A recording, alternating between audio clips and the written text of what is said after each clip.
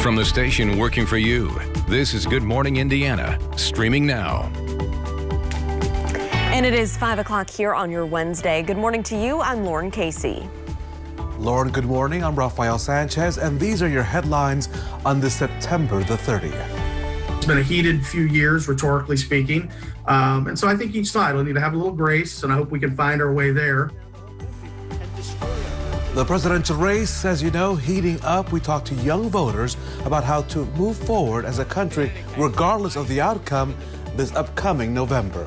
Plus, a proposal to give civilians more of a voice on Impd policies and procedures is moving forward. What you need to know about those changes. Our recycling rate is only about 7% right now, whereas the rest of the state is around 20%.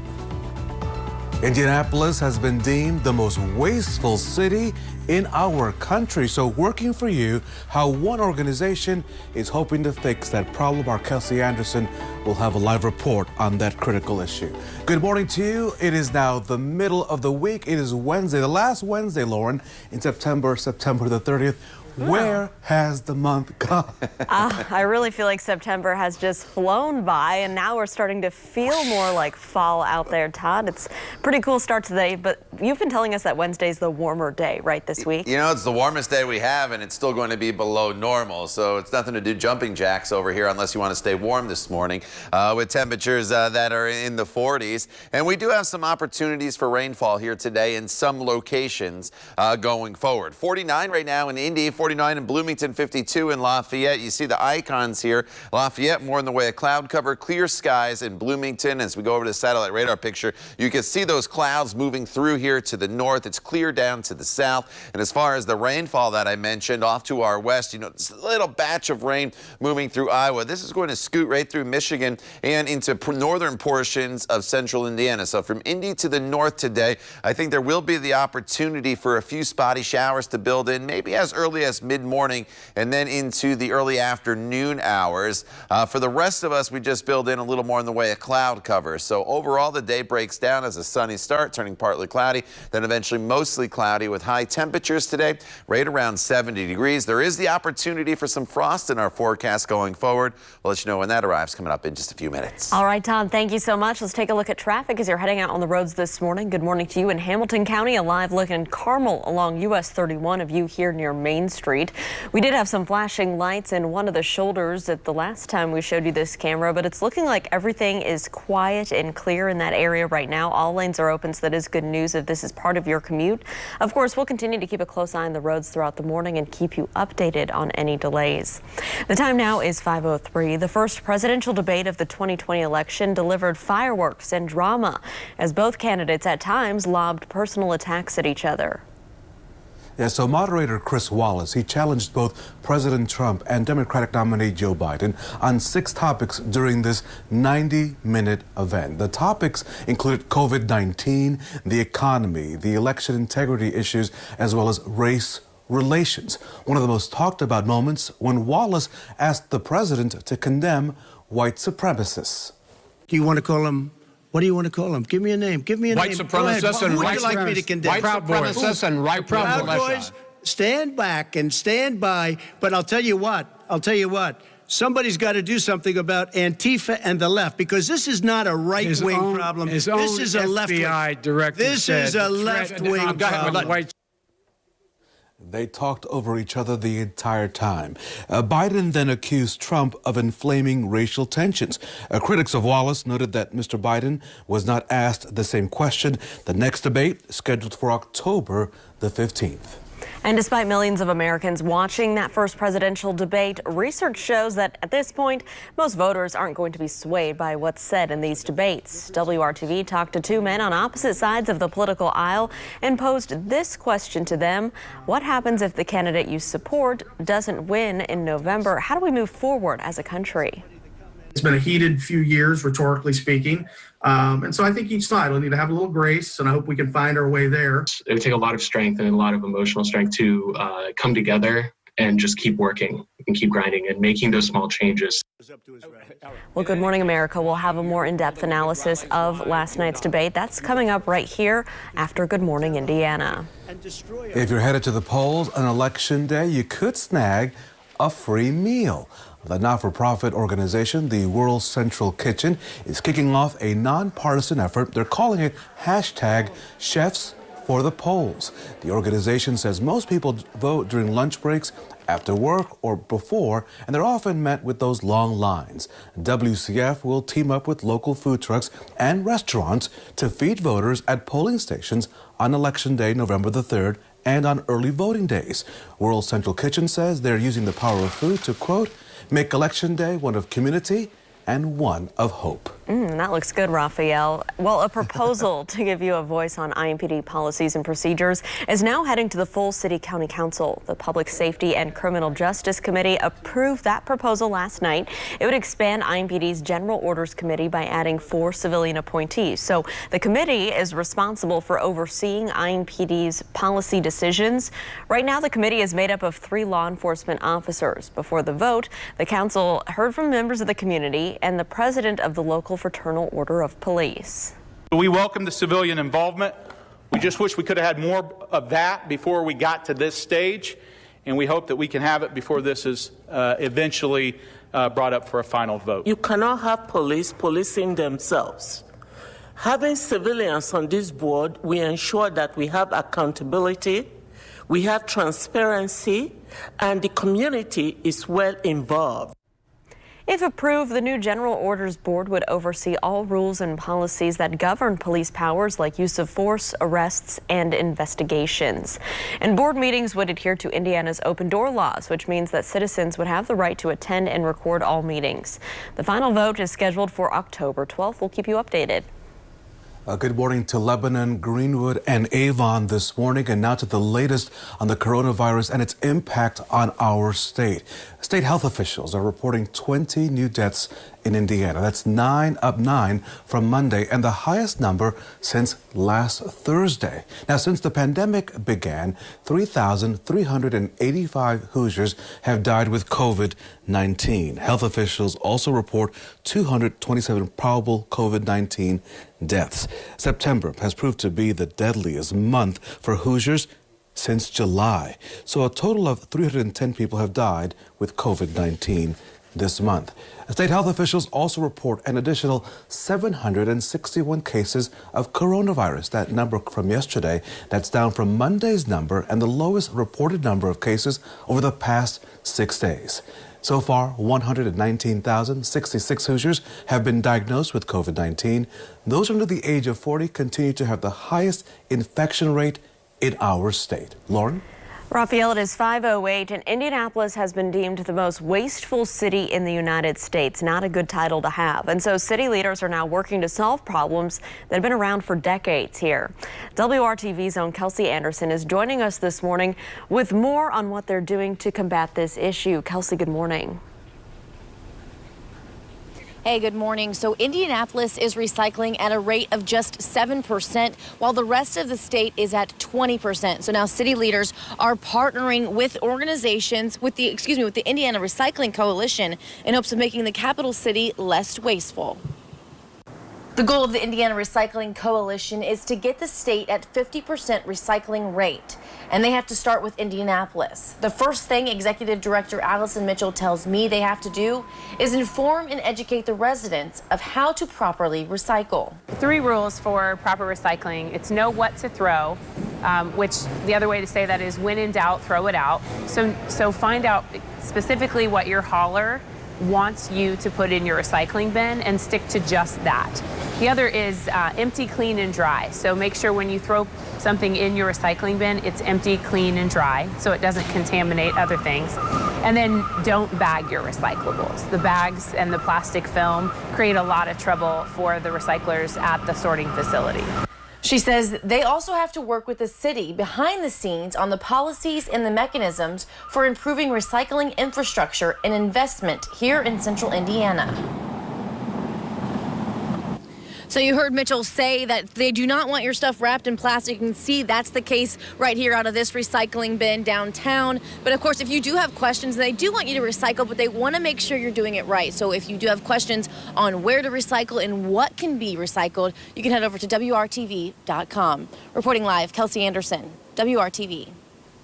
Kelsey, thank you. Hispanic and Latinx businesses owners are getting new help to succeed, and this is coming from the Indy Chamber.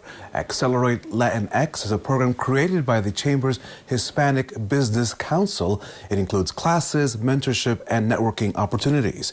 Deanna Kay recently graduated from the year-long program. Originally from Colombia, she now runs an Indianapolis company called Elite Management Services. It provides valet parking for restaurants, hotels, as well as casinos. We just have our own position in the community, and I think as a business owners, we don't know everybody in the community. So it's important to expand our network. There is a unique challenge. I think all small businesses are faced with trying to network and grow beyond their own four walls. Immigrant businesses, Latin businesses in particular, are specifically susceptible to getting stuck with one restaurant or one client. So to participate in this program, business owners must have been in operation for at least 2 years, gross more than $250,000, and have at least one additional full-time employee. For more information on this program, go to WRTV.com and click on this story. Lauren? Raphael, it is 5:11 here on our Wednesday, and we can tell you that Kroger is looking to fill 150 positions in stores on the city's north side and in Carmel, Fishers, Noblesville, Westfield, and Zionsville. So 2 job fairs will take place this afternoon from 3 to 7. They'll be held at the Spring Hill Suites, that is on North Meridian Street up in Carmel, and at the Kroger on East 116th Street in Fishers. For more information, go to jobs.kroger.com. The Fresh Market is also holding a hiring event. Positions are for seasonal and part-time team members. This will be held Friday and Saturday. Candidates are encouraged to apply online at Fresh Market's website so an interview time can be scheduled. Walk-ins will be accepted as well. You can find the deeper details on all of these jobs as well as other available opportunities to you right now. It's all on our jobs board at hiringhoosiers.com. It's 5:12. We'll see you on the other side of the break.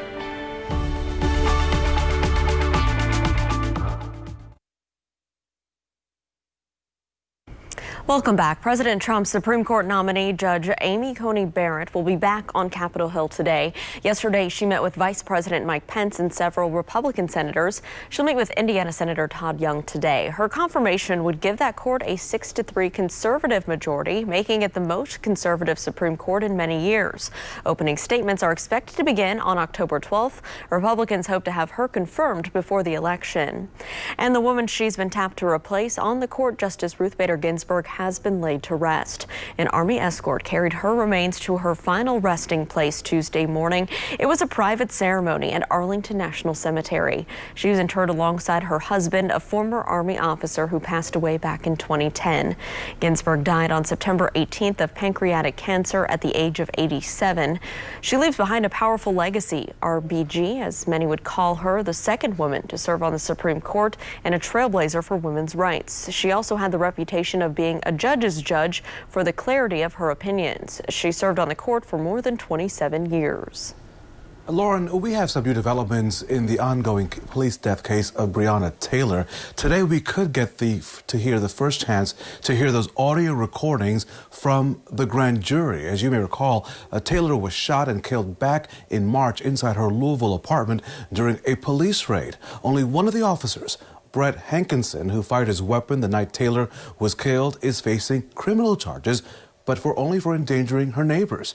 The judge's ruling comes one day after a member of the grand jury came forward asking for those records to be unsealed.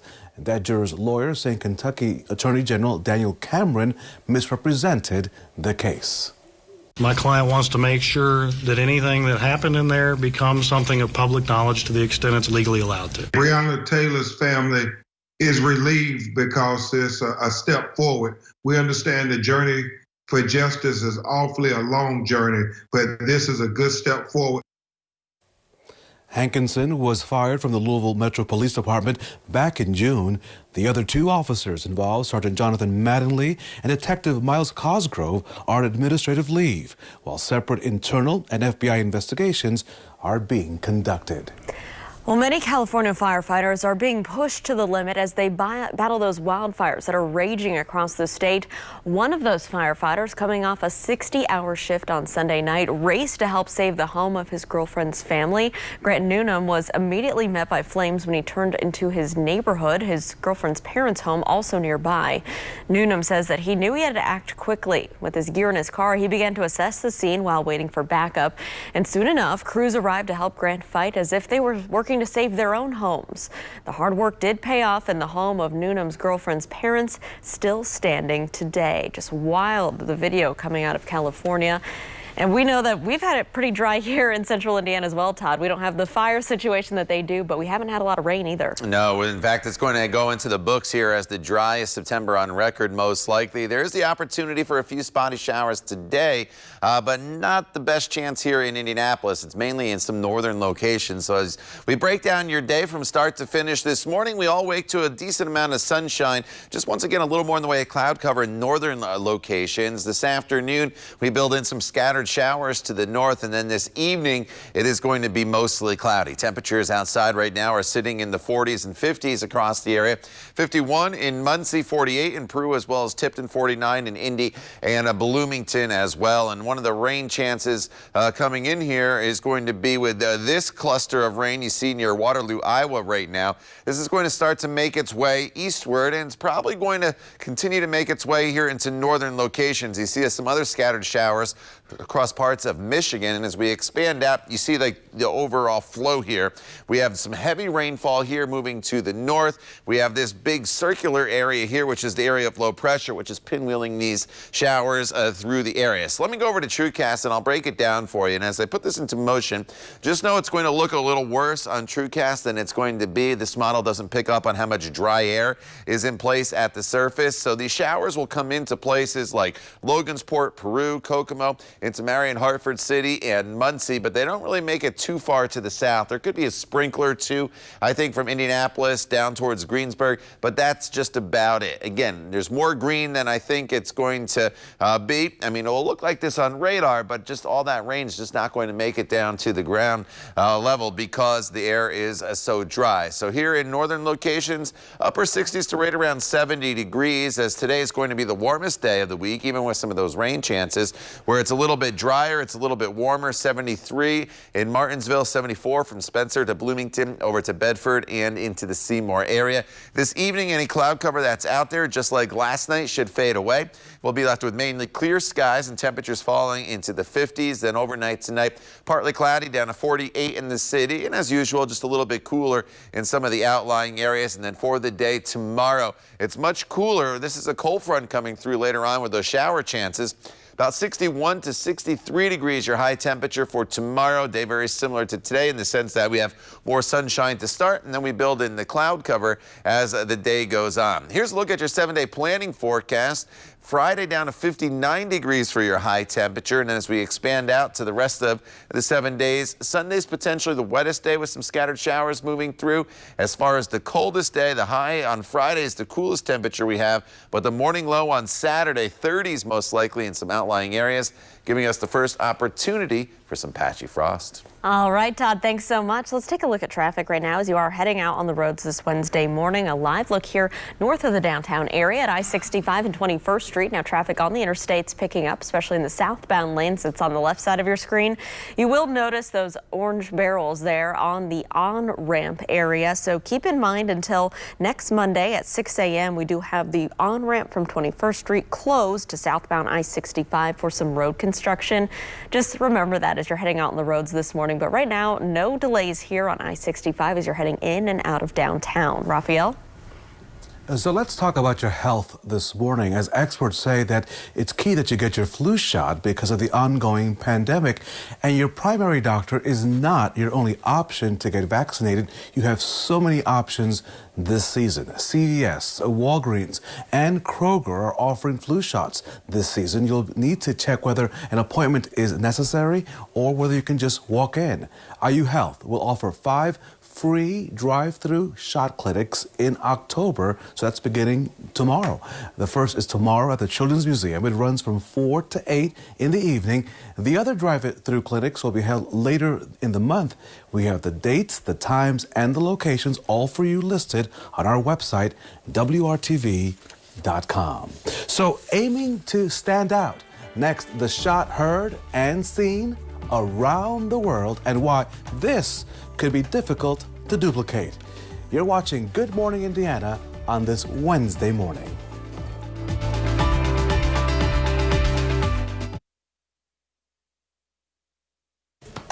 So this world record attempt featuring Nerf darts is right on target. This is David Rush's latest eccentric effort to break a world record. You see, Rush, he works to promote STEM education by breaking Guinness World Records. He currently holds over 150 of those records, which amazingly is not a record in itself. Now for this feat, Rush fired 27 darts from a single-shot Nerf gun in just 1 minute. Only 24 darts hit their mark, but it was enough to break the previous world record, which, by the way, he set. He says with this latest effort, he's trying to put the achievement out of reach.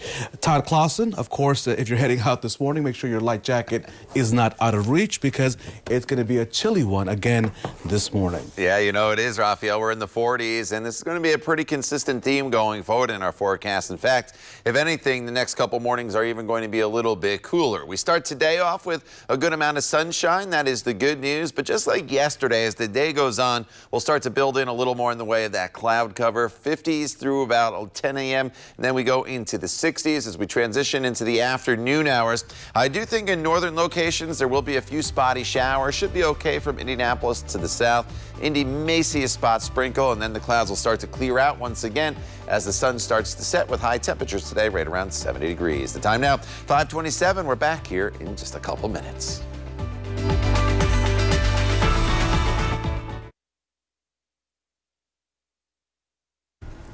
Well, grab the jacket as you head out the door this morning. We're off to another chilly start here in central Indiana. Now at 5:30, Todd Clausen is breaking down if you'll need to keep the jacket around all day long. This has been the worst summer of my life. The coronavirus pandemic continues to impact Hoosiers from state line to state line. This morning, we're catching up with 2 hotel workers who say they'll be laid off from their jobs for months to come. And giving Hoosiers the fuel they need to keep going. How a new partnership between IMS and Gleaners aims at fighting food insecurity. Good Morning Indiana continues right now. From the station working for you, this is Good Morning Indiana, streaming now.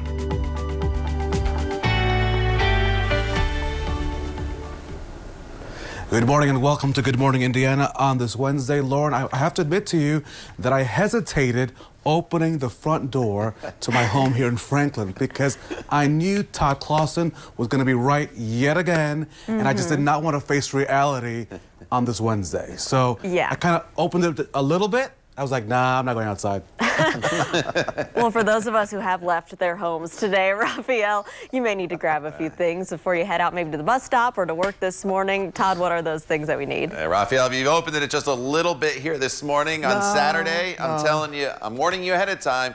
Just open it a smidge, because you're not going to like the temperatures come Saturday morning. They'll be even colder than they are here this morning. So what do you need to grab before you go as you walk out the door? Well, the sunglasses, you'll need those this morning. And I would have that medium weight jacket as temperatures are in the 40s. And eventually, as we start to warm up, you'll be able to shed that jacket. Probably not quite cold enough yet for the hat and gloves. And the umbrella, I didn't check, even though there are a few spotty showers for some of you in northern locations. We're not looking at any widespread rainfall here for the day today. Temperatures are in the 40s and 50s, 52 in Lafayette, 49 in Indianapolis, as well as Bloomington. So there's not much going on right now. There's some clouds moving through northern portions here of central Indiana, but as we expand out, you see the overall pattern. Heavy rainfall through New England here, and you see behind this area of low pressure the counterclockwise spin, and a few of these spotty showers are likely going to sneak in here mid-morning into the early afternoon hours in just northern locations. I think from Indianapolis Indianapolis to the south,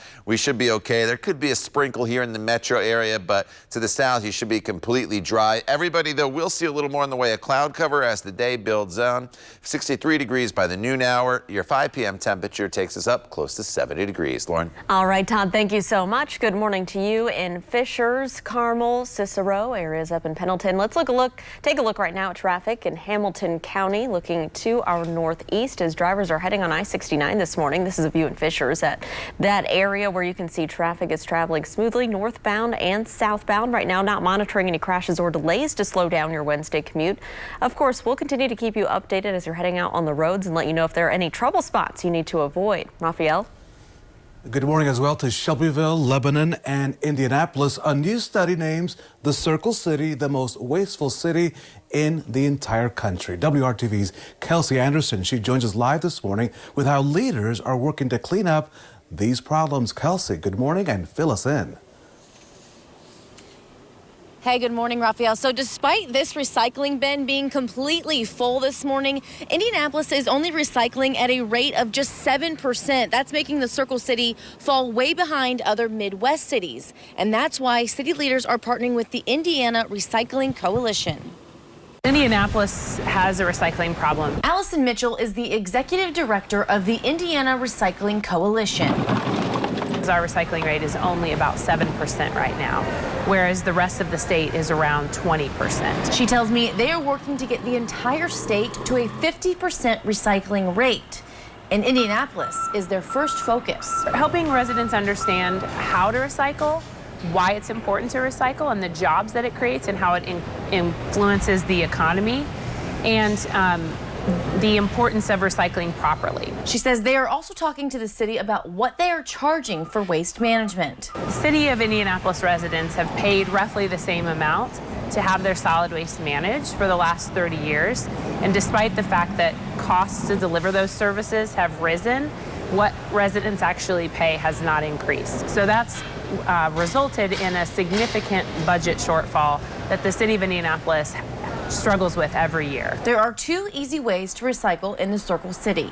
Residents have to either pay for curbside recycling, which is about $100 a year, or they can take it to a handful of locations across the city for drop-off. Mitchell tells me another bonus to recycling is the jobs it creates. She says recycling creates about 10 times more jobs per ton of material than throwing it to a landfill. We're trying to encourage residents to understand when they make the choice between recycling and not recycling, that when they do recycle, it's important because it does create jobs here in Indiana.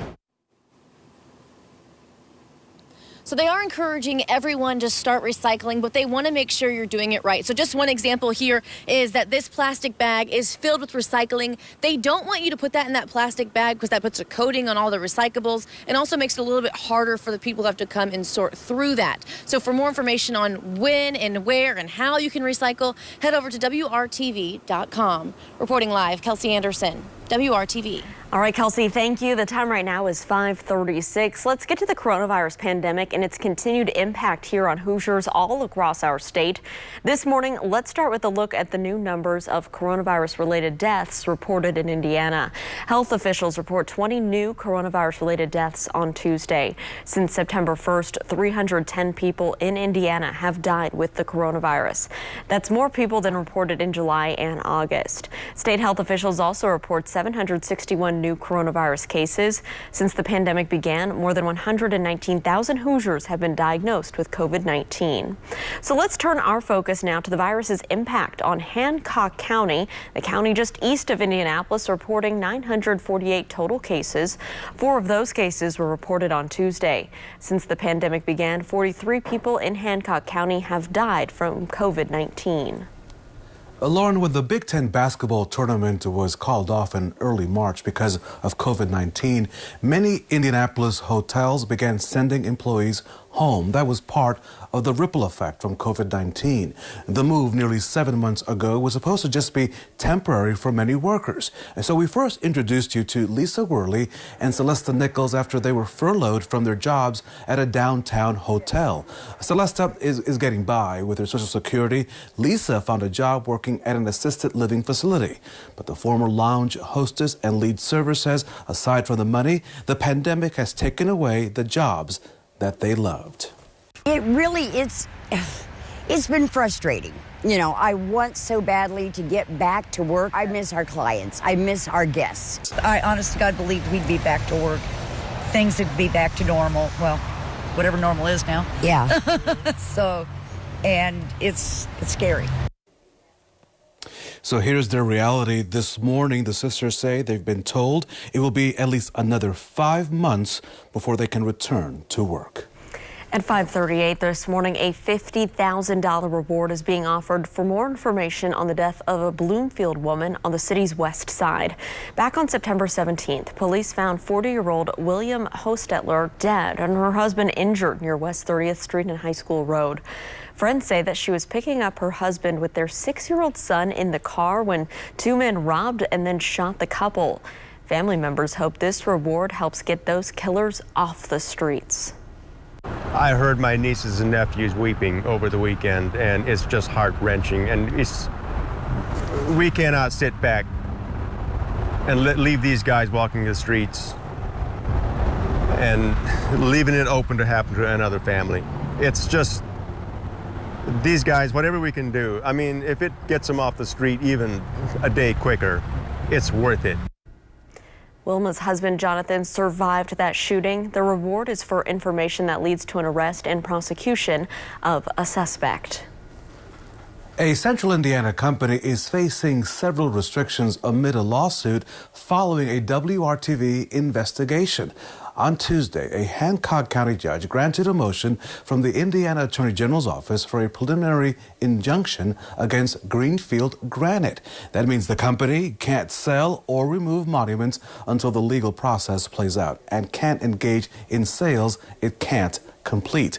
The injunction also gives the Attorney General's office 2 weeks to take an inventory of the business.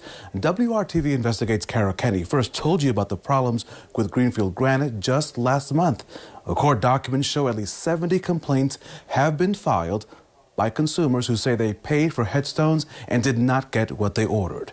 The state is seeking restitution for all the customers. This morning, the owner of a southern Indiana zoo facing new charges stemming from a March incident. Wildlife and Need owner Tim Stark was wanted on battery and intimidation warrant.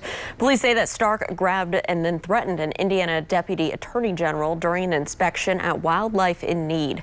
The inspection was part of a civil lawsuit against Stark filed by Attorney General Curtis Hill.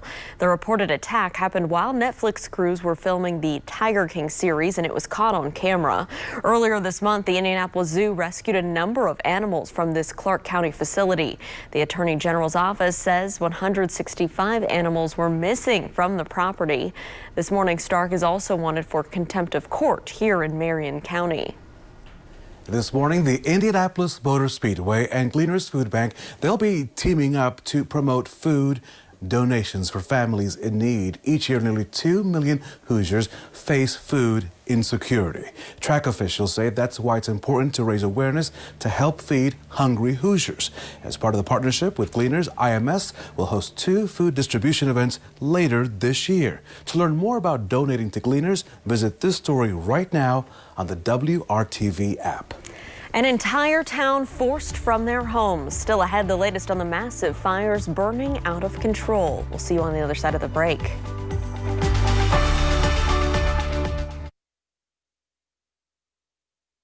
It is 5:45. Welcome back. The first presidential debate this election is in the books now, and many viewers and voters are left scratching their heads. ABC's Andrew Dimbert is in Washington this morning to break down the night filled with personal jabs.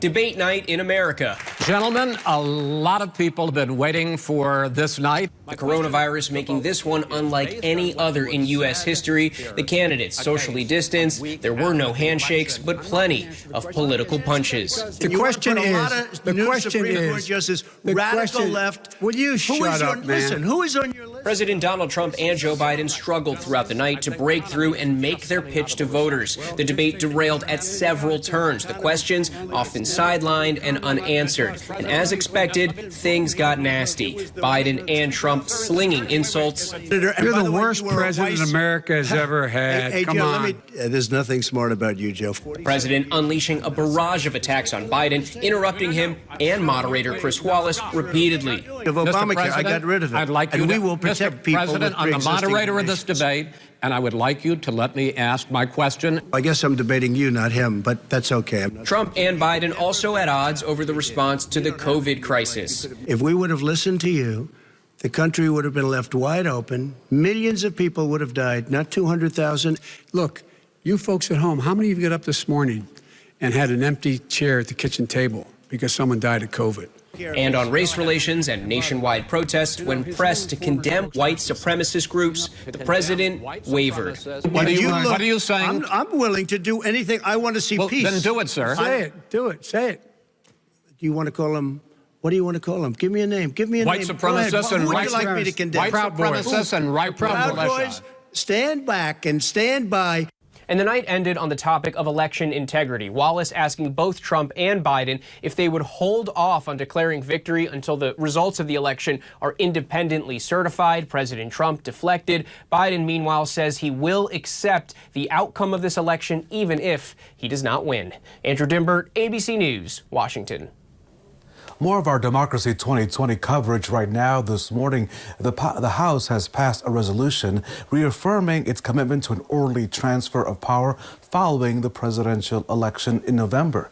The measure enjoyed widespread bipartisan support, passing 397 yea votes to only 5 nay votes. It comes after President Trump refused to commit to a peaceful transfer of power if he loses the presidential election.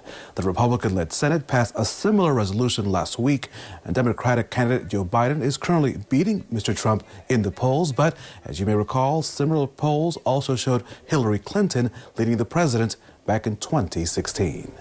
This morning, all of the residents in Calistoga, California are being forced out of their homes. Those evacuations of nearly 68,000 people come as the glass fire continues to burn out of control. Cal Fire says 2 additional fires have since merged with the glass fire. More than 43,000 acres of wine country is burned, including nearly 80 homes. 10,000 other homes and businesses are being threatened by the flames at this hour. According to Cal Fire, the glass fire is 0% contained. Want to bring you back here at home and get a check of our forecast on this Wednesday. Todd, what can people expect? You know, it's not bad as you walk out the door this morning. It's the last day of September. We're heading out to October tomorrow, and our temperatures are in the 40s in most locations, but this is on par for this time of year. Our average low this time of year is 50 degrees, so we're at 49 in Indy. So yes, you need the light jacket, but as I've been mentioned, it's going to be a common theme here going forward as we have all these cool nights as we push our way through this fall season with partly cloudy skies. And across the area, some locations are in the 50s still. Lafayette 52, 50 in Greencastle, 51 in Muncie, 42 is the current temperature as you make your way over into the Richmond area. Bloomington is at 49. And as we break down the day today, today's going to be the warmest day. However, we're still going to be below normal as far as high temperatures go. Our average high is 72 degrees this time of year, and we should get into the upper 60s to right around 70 degrees. We start off just like yesterday with some sunshine across the area. And as we work our way throughout the day, you do notice the clouds will start to build. And for some of you, we are expecting a couple showers to make their way into your neighborhoods here at mid-morning, probably into the early afternoon hours. It's dry right now, and the morning hours will be dry. You just notice these clouds here to the north. Otherwise, we're in pretty good shape. But this batch of rain you see in Iowa, that's what's going to track around this area of low pressure. You notice the big counterclockwise spin, and it's going to pinwheel a few showers through just northern locations as we work our way into the course of late morning, early afternoon. Now, there could be a spot shower or sprinkle here in the metro area, but it's going to look worse here on TrueCast and radar than it's actually going to be. What this model does not pick up on is all the dry air that's in place here at the lower levels of the atmosphere. So the best chance will be in these darker greens and yellows for some of those showers to make their way through the area. And again, it's just to the north. The further south you live, you're really going to be completely completely quiet here throughout the course of the day today. So your evening planner breaks down like this. Any showers will be long gone. Your evening hours will be dry no matter where you are. 7:28 is sunset. The clouds will fade away as the sun starts to set. Tomorrow morning you wake to temperatures in the mid-40s. So it'll be cool. And then throughout the day tomorrow, day very similar to what we saw yesterday, what we'll see today, and that is going to lead to tomorrow, and that's mostly sunny skies to start. Then we'll build the clouds in with this cool air that's in the higher levels of the atmosphere. Your high temperature gets up to 63 degrees. Here's a look at your 7-day planning forecast. Friday, only 59 for your high temperature. Saturday morning, 40 in the city, 30s in the outlying areas.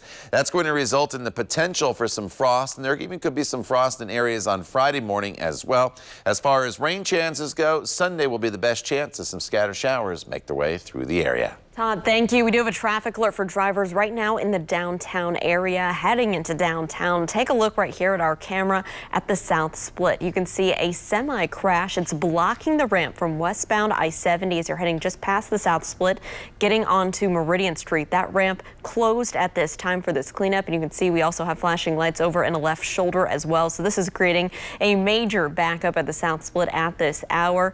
If you're avoiding that ramp and that's what you normally take to get to work, you can use West Street as a detour, but you're going to want to give yourself that extra time because just getting through this area, even heading towards the west side, it's going to take you some extra time this morning. This is a spot we'll keep our eyes on. We'll let you know when things start to open back up, but give yourself an extra 10 to 15 minutes if this is part of your commute. We're back with more just after the break.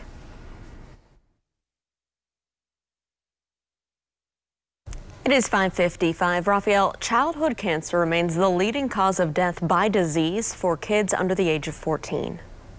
And Lauren, September is Childhood Cancer Awareness Month, and I want you to meet this young lady. This is Jade Finley. She's a freshman at Marian University here in Indianapolis. When she was 9 years old, she was diagnosed with thyroid cancer.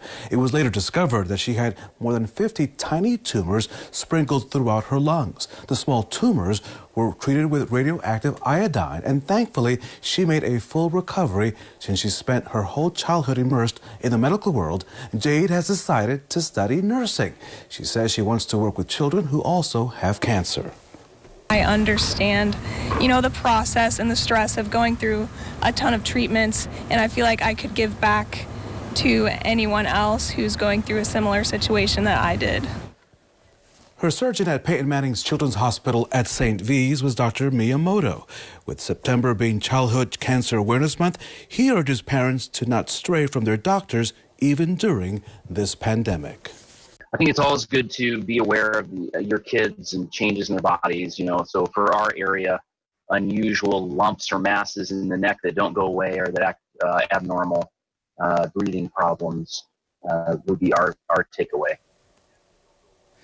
Jade goes on to tell us that she specifically chose Marian University because it has a close association with Peyton Manning Children's Hospital. She says she wants to work there after she graduates. All the best to her. And Todd Clausen, I did manage to step outside just for a brief second, and I'm going to confirm that, yes, you will either need a light jacket or a light sweater. A little chilly out there on this Wednesday morning. Absolutely, Raphael. Temperatures are in the 40s and 50s, so you definitely need to have that as you get going this morning. You don't need waterproof clothing, though, this morning. No, the radar is quiet. 46 in Logansport, 48 in Indy. Bloomington's at 50 degrees. As we go throughout the day, though, we will build in the opportunity of a few spotty showers just in northern locations. It would probably be late morning, early afternoon. They'll move through very quickly. And again, they're going to be very, very light. Otherwise, just increasing clouds throughout the day for most of us. Today's the warmest day of the week as well, with a high temperature of 70 degrees. The time now is 5:57. You're watching Good Morning Indiana. We're back at the top of the hour. Stay with us. We will see you then.